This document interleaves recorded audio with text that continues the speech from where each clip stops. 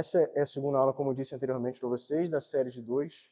A primeira aula trata dessas duas perguntas em específicas, que é a posição de Platão e a posição de Immanuel Kant a respeito da vida após a morte. A primeira é: a natureza ensina que há vida após a morte? E a segunda: nós devemos viver como se houvesse Deus? E hoje, nessa aula, nós iremos tratar de duas perguntas específicas, que são estas, que está aparecendo para vocês aí no projetor. E se a vida não tiver sentido? E 2. Qual é a defesa bíblica para a vida após a morte?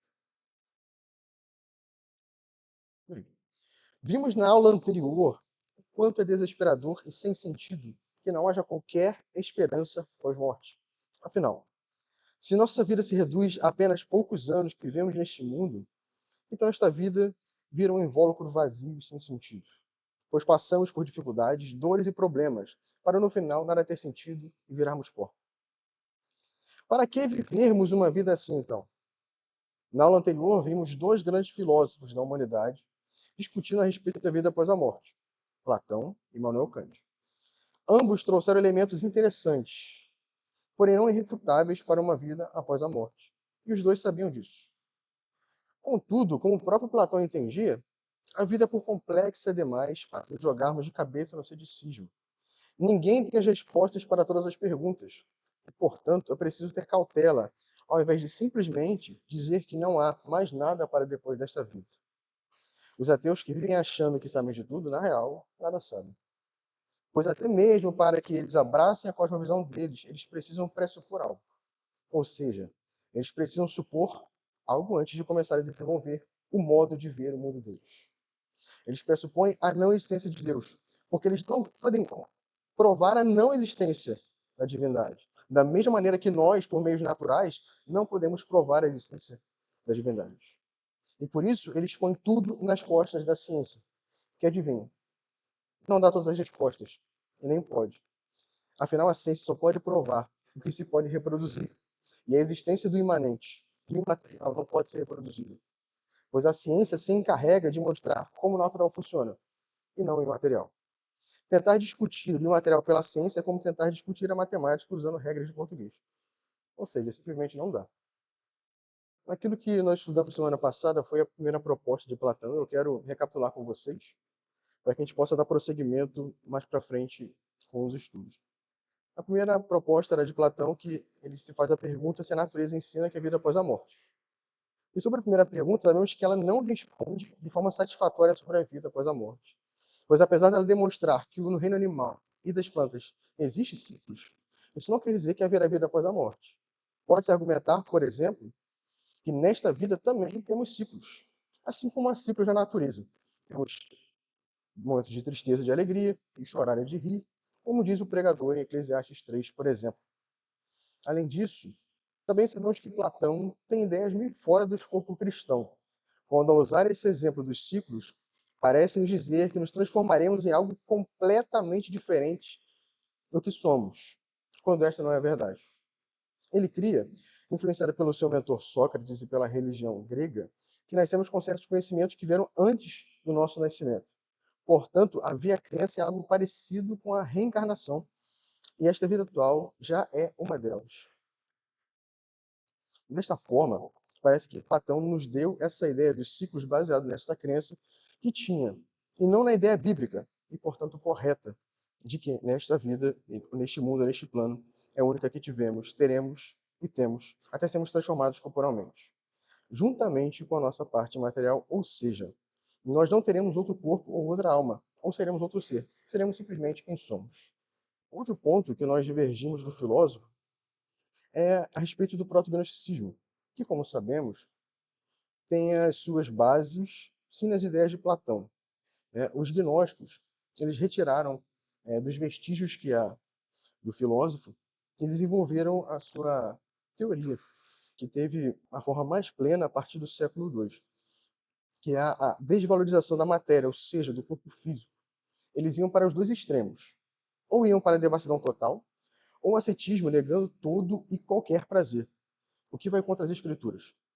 Portanto, em seus escritos, onde tentava provar que existe algo para depois dessa vida, ele comete um erro claro, que é desvalorizar a matéria, quando diz para nós, por exemplo, no exemplo da lagarta, que nós somos algo inferior ao que seríamos, ao que vamos ser na próxima vida, um ser grotesco, como ele diz a respeito da lagarta, que se arrasta pelo chão quase imóvel.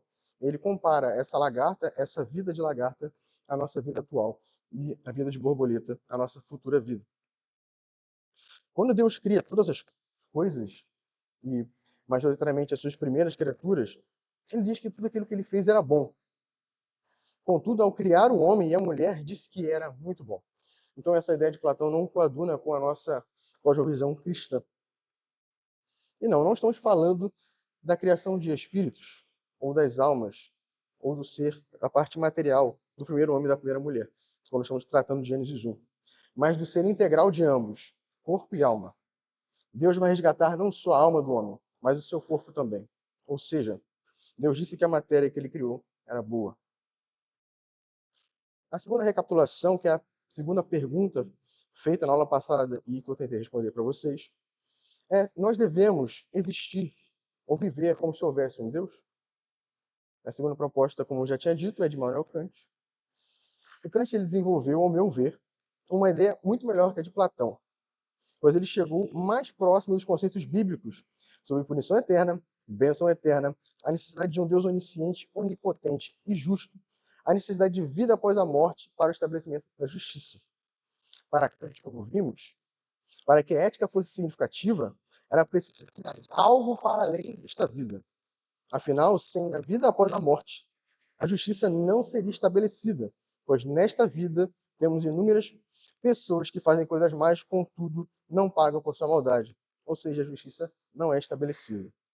Também temos pessoas que fazem um bem, e muitas vezes sofrem de forma injusta. Portanto, é preciso haver um lugar, para além desta vida, onde a justiça seja feita e estabelecida. Agora, passando para a aula de hoje, se os ateus estiverem certos, talvez, quando eles creem, não haja sentido mesmo na vida. E a vida é apenas nula e sem significado. Por que devemos viver como se houvesse um Deus, como sugere Kant, quando não há nenhum Deus? Ele se pergunta.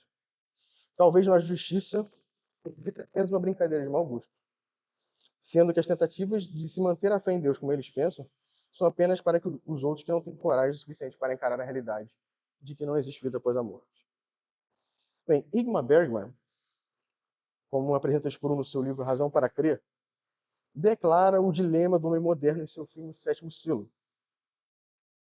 que é o diálogo entre a morte e o cavaleiro. O cavaleiro ele se confessa para o padre, ele diz que não tem mais razões para viver e se questiona a respeito da vida e da existência. Ele deseja morrer. Contudo, mesmo depois de se confessar, o cavaleiro é um dos cavaleiros das cruzadas, ou seja, ele era católico apostólico romano, e ao declarar esse seu desejo ao padre, o padre pergunta o porquê que ele não faz logo então. A resposta era que ele queria alguma garantia. E se de fato houvesse um Deus? E se de fato houvesse um inferno e ele fosse real? Esse é o diálogo do filme O Cavaleiro e a Morte. Então o cavaleiro ele pergunta: está me ouvindo? E a morte diz: estou te ouvindo. Cavaleiro: eu quero conhecimento, não crença, não suposições, mas conhecimento. Eu quero que Deus ponha a sua mão, mostre seu rosto. Eu quero que ele fale comigo. A morte: mas ele é mudo.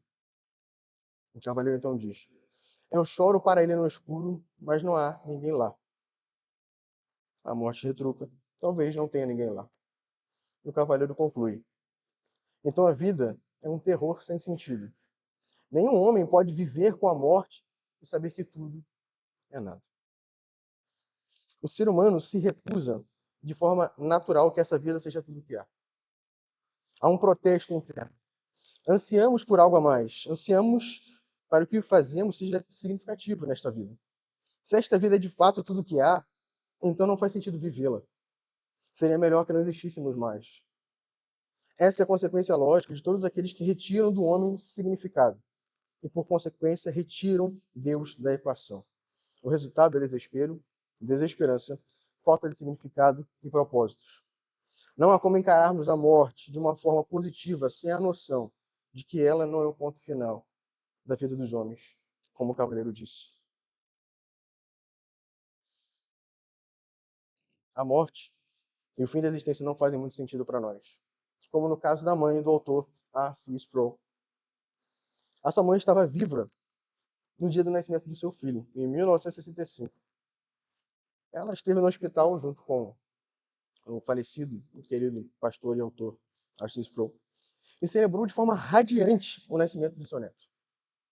Depois disso, o Sproul a deixou em casa e voltou para vê-la no dia seguinte.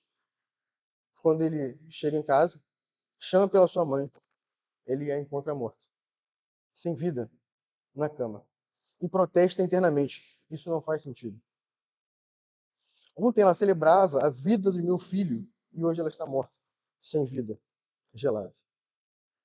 Se o Sproul adotasse a cosmovisão ateísta, certamente não teria qualquer consolo, pois a sua amada mãe teria desaparecido e sumido da existência, teria virado pó apenas. Contudo, como adotamos a cosmovisão cristã, sabemos que todos aqueles que morreram em Cristo serão reencontrados naquele grande dia, glorificados e sem pecado. Sem esse consolo, melhor seria que nos afastássemos dos relacionamentos. Afinal, quando os nossos entes queridos se forem, sofreremos menos. Muitas das coisas perdem o seu significado sem a noção de vida após a morte. Viver seria apenas um sinônimo de sofrer e nada mais. Não faria sentido buscar alegria ao nos relacionarmos, pois ela passaria rápido e se tornaria um enorme vazio quando as pessoas se fossem. Essa é uma das consequências de adotarmos a cosmovisão ateísta.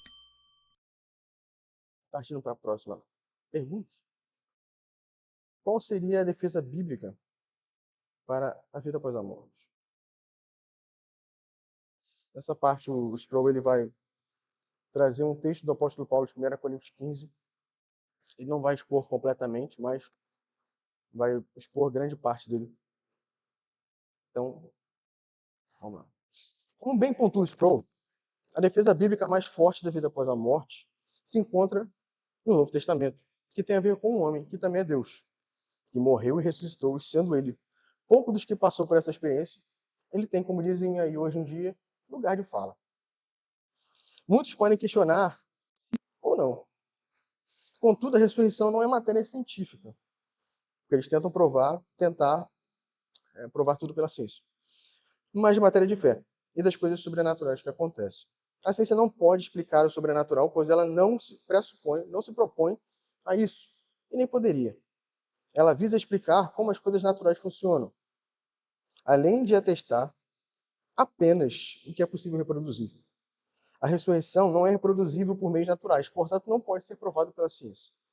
Outro ponto é que a ressurreição é um evento histórico, atestado por inúmeras testemunhas oculares, e elas precisam ser confiáveis.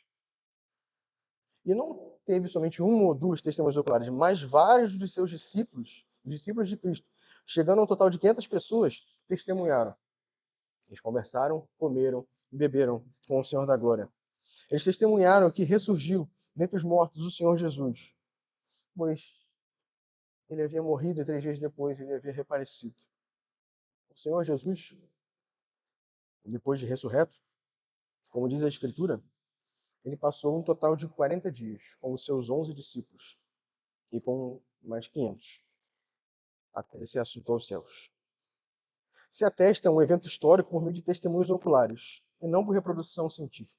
E mais, essas testemunhas oculares viveram e morreram por essa verdade. Verdade essa que se tornou central na fé e na mensagem cristã, tornando, se abandonada, a fé cristã inútil. Sem a vida após a morte e ressurreição, tudo o que fazemos aqui hoje, como crentes em Cristo Jesus, é inútil e sem sentido. Vejamos, portanto, a defesa de Paulo sobre a vida após a morte em 1 Coríntios 15. Mas antes de ver sobre isso, eu gostaria de mostrar um texto em que o apóstolo Paulo ele fala a respeito desses 500 e daqueles que testemunharam de forma visível e palpável que o Senhor Jesus ressuscitou. Esse está para aí. Irmãos, venho lembrar-vos o evangelho que vos anunciei, o qual recebeis, e no qual ainda perseverais. Por ele também sois salvos, se retiverdes a palavra tal como vou-la preguei, a menos que tenhais crido em vão. Antes de tudo, vos entreguei o que também recebi, que Cristo morreu pelos nossos pecados segundo as Escrituras, que foi sepultado, ressuscitou ao terceiro dia, segundo as Escrituras, e apareceu a Cefas, e depois aos 12. Depois foi visto por mais de 500 irmãos de uma só vez, dos quais a maioria sobrevive até agora, porém alguns já dormem. Depois foi visto por Tiago, e mais tarde por todos os apóstolos. E afinal, depois de todos, foi visto também por mim, como nascido fora de tempo. Então, sim, temos sim pessoas que testemunharam que Cristo, de fato, ressurgiu dos mortos. Isso está em 1 Coríntios 15, 1 a 8. Continuando a defesa bíblica da ressurreição dos mortos, primeiro, que Cristo foi ressuscitado dos mortos. Paulo, ele escreve sobre, na sua carta aos Coríntios, né, específico no capítulo 15, porque estava circundando na igreja de Corinto certo ceticismo a respeito da ressurreição dos mortos. Então ele exorta esses irmãos em questão a respeito dessa ressurreição. E eu gostaria de ir com vocês, se possível, se tiverem as escrituras na mão aí, para o texto de 1 Coríntios 15, 12 e 13. Ora, se é corrente negar-se que Cristo ressuscitou dentre os mortos, como, pois, afirmam alguns dentre vós, que não há ressurreição de mortos. E se não há ressurreição de mortos, então Cristo não ressuscitou. A lógica de Paulo é bem simples nesses versos. Se Cristo ressuscitou, logo existe ressurreição entre os mortos. Então, Paulo agora argumenta numa negativa. Por outro lado, e aí eu peço que você vá para o versículo 14. Ele usa a afirmação na negativa de si então. Aí eu vou mostrar para vocês. Esse Cristo não ressuscitou, não tem um então aí, mas está implícito. É vã a nossa pregação e vã a vossa fé. O apóstolo chega a uma conclusão clara. Se Cristo não ressuscitou, então o exercício contínuo da igreja de pregar durante todo aquele período era fútil e vão. A pregação deles era vazia. Agora do versículo 15 ao 19. E somos tidos por falsas testemunhas de Deus, porque temos asseverado contra Deus que ele ressuscitou a Cristo, ao qual ele não ressuscitou. Se é certo que os mortos não ressuscitam, porque se os mortos não ressuscitam, também Cristo não ressuscitou. E se Cristo não ressuscitou, é vã a vossa fé, e ainda permaneceis nos vossos pecados. E ainda mais, os que dormiram em Cristo pereceram. Se a nossa fé em Cristo se limita apenas a esta vida, somos os mais infelizes dos homens. Isto argumenta sobre a continuação dos argumentos paulinos, sobre as implicações do ceticismo dos coríntios. Se Cristo não foi ressuscitado, o testemunho apostólico é falso. Deus foi envolvido em uma alegação histórica espúria. Mais uma vez, Paulo menciona a futilidade da fé e acrescenta a isso um grave resultado, de que o homem ainda permanece sem um redentor. Então, quase como uma reflexão tardia, Paulo toca o nível emocional de seus leitores, lembrando-lhes o destino de seus entes queridos. Eles pereceram. Ele está dizendo que sem ressurreição, a morte é definitiva, se eles permanecerem dessa maneira. Voltando à história da mãe do Sproul, que foi a morte dela em 1965, justamente o nascimento do seu filho, esse foi um momento específico quando ele percebe a morte definitiva. E ele vê que não faz sentido a morte ser definitiva, pois nós fomos criados para sermos eternos. Então, não conseguimos aceitar internamente o fato de que pessoas queridas nossas morram e simplesmente deixam de existir. Precisamos para além daqui. E mais uma vez, as palavras de Paulo ecoam em nossa mente. Se a nossa esperança em Cristo se limita apenas a esta vida, somos os mais infelizes de todos os homens. Vejamos o que Calvino comenta a respeito desse versículo específico de 1 Coríntios 15, 19. Aqui temos outro absurdo, não só pelo fato de estarmos desperdiçando baldamente nosso tempo e esforço, teimando crer, uma vez que o benefício derivado da nossa fé perece com a morte, mas também pelo fato de ser preferível não crermos de forma alguma, pois os incrédulos estariam numa posição muito mais consciente e muito mais desejável. Pois nos disse que seríamos os mais miseráveis de todos os homens, como se a sorte de um cristão fosse pior do que a de um incrédulo. Tudo sucede igualmente a todos, ao justo e ao ímpio, diz Salomão em Eclesiastes 9:2. Replico que todos os homens, sejam eles bons ou maus, estão indubitavelmente e igual expostos às mesmas calamidades e experimentam as mesmas frustrações e os mesmos infortúnios. Entretanto, há duas razões para que porque os cristãos sofrem mais do que os ímpios, em todos os tempos. E ainda mais outra razão que pertenceu peculiarmente ao tempo de Paulo. Eu digo que também pertence ao nosso. O primeiro é que o Senhor costumeiramente nos castiga, com o intuito a fim de que sejamos disciplinados. E como diz em Hebreus 10, ele disciplina ao filho que ama. E para nos treinar a paciência, provar nossa obediência e nos preparar pelo caminho da cruz para uma renovação. Nós vivemos suspirando pelo dia em que seremos plenamente satisfeitos em Cristo, apesar de termos riquezas, bens e alegrias nessa vida. Nada disso nos satisfaz de forma completa. Estamos sempre almejando a meta que o Senhor nos deu, o dia em que nos encontraremos com Ele. E o terceiro, que ele diz ser particular do apóstolo Paulo, mas também eu digo que também faz parte do nosso tempo atual. E eu digo isso porque no tempo de Calvino, ser cristão não era algo odioso, mas no nosso tempo atual é. Outra razão peculiar do tempo apostólico era que o nome cristão, como diz Calvino, era odioso e desacreditado. Aí eu escrevi aqui que Calvino não tinha conhecimento do futuro. Ele não era onisciente. Portanto, não sabia que isso voltaria em voga nos dias atuais.